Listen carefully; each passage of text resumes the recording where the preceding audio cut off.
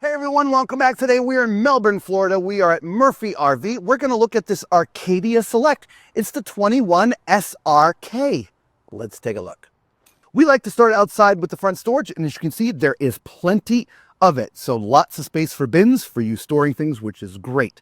Looking down, this is a 4-point electric level system, which is nice. There are spots for two 30-pound propane tanks, one on this side, one on the other. Looking up, you have frameless windows.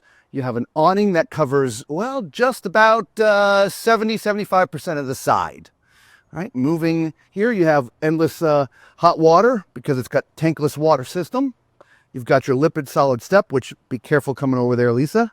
Moving around to the back, as you can see, there is not a ladder mounted here full time or permanently, I should say, but they do have the lipid ladder on the go system, so you can access the roof.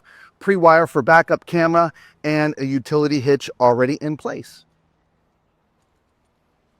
Coming around to this side, your power connection is right there. There is a sewer connection right underneath there, so it is under the slide, so it might be a little bit challenging to get to when the slide is out. There's a second connection for sewer right here. Your water bay is right here for connecting your city water, your tank flush, and all your pulls. And of course, this is the other side of your full pass-through storage. And here's the compartment for the other 30-pound propane tank. Let's take a look at the numbers, shall we? This has a gross vehicle weight of 8,500 pounds and a cargo carrying capacity of 1,630 pounds. Pretty good for a tiny travel trailer. Excuse me, tiny fifth wheel. This is a tiny fifth wheel. All right, so here's your utility bay. As you can see, your spare tire is mounted in there, so it's easy access. And your battery compartment is there as well to store your batteries. You also get a Road Armor pin box mounted there. Oh, I forgot one thing. It's pet friendly. Got a little spot to hook your leashes for all your furry friends. And so, yeah, that's the outside. Let's go take a look at the inside. We want to thank Murphy RV for having us here today, and Chester and Josh. Thank you both so much. If you like this RV that you're seeing, make sure you give them a call, but tell them the tall man sent you. If you're calling them, the phone number is 321-727-2847. And again, remember, you tell them the tall man sent you. Now, RK stands for rear kitchen, and that's what Lisa's standing in, but she's pointing the camera at me, and so this is sort of the living dining area. So you have a little sofa here, a little love seat, which can convert into a bed, right? Yeah, it's pretty comfortable like that. You have your normal type RV shades, your accordion type RV shades. All right. Directly across from me is your banquette, which is a traditional banquette for a travel trailer or a fifth wheel, right? The tabletop does lower down. It sits on these little black things right there, and this can become a bed. Okay. Above that, as you see, is the TV with some flanking cabinetry. Your audio system is on that side. Over here, it's wide open. Since we're standing here, we'll go ahead and cover this. I'm assuming this is going to be your food pantry.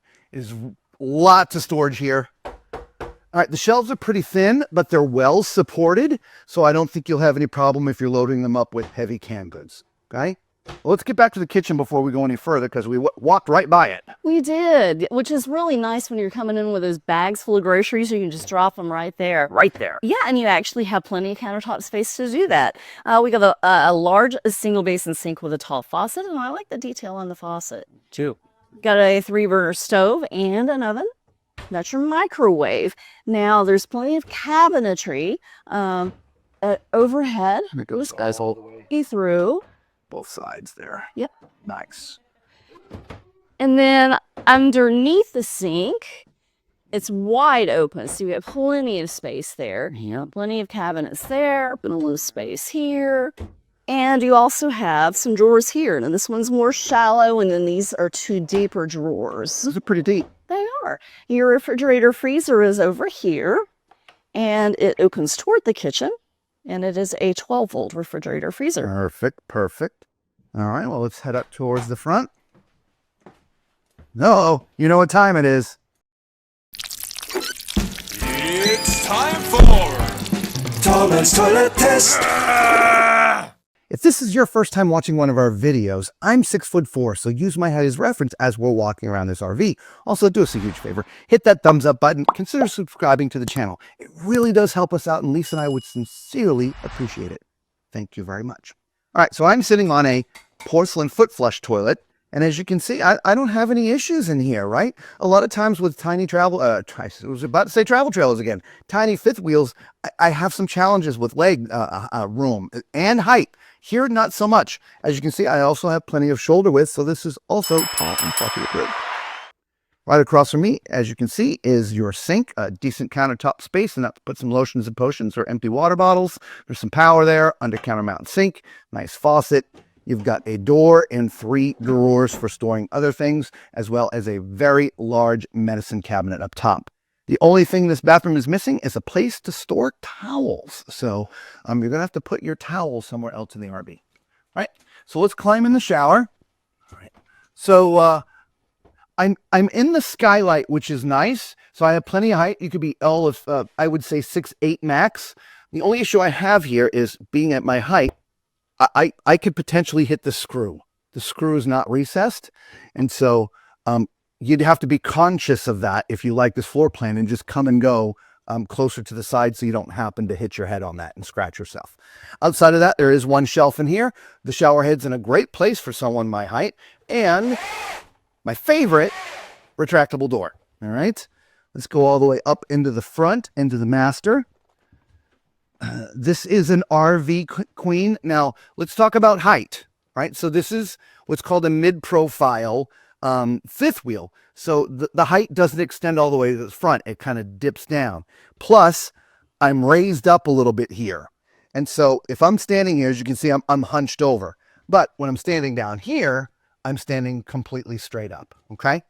But I'll move all the way in here. Again, RV queen. It is 60 by 74, okay? 60 by 74. There is storage underneath, all right? Power left and right on your nightstands there, both 110 and USB on both sides. So if you have CPAPs, there's plenty of power for you. There's cabinet above the bed, and that goes all the way through one side to the other. So there's plenty of space for folded clothes. And there's also some cubbies down underneath your nightstands. You do have a closet on this side as well. Up top is a place to put all your hanging clothes. Again, I can open the other side for you too so you can see. There you go. And 3 really big drawers, okay? If you want to put a TV in here, it would mount right there, which is at the foot of the bed.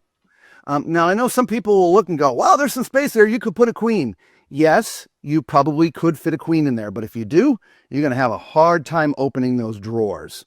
So putting a residential queen in here, which is going to be 6 inches more, you're not going to be able to walk to the other side of the bed. So I just wanted to make sure I pointed that out, because some people are like, well, I could put a residential in there. Yes, you actually could. But you're going to have to crawl across the bed to get to the other side, because 6 inches is going to be right about there. Okay, so there you go.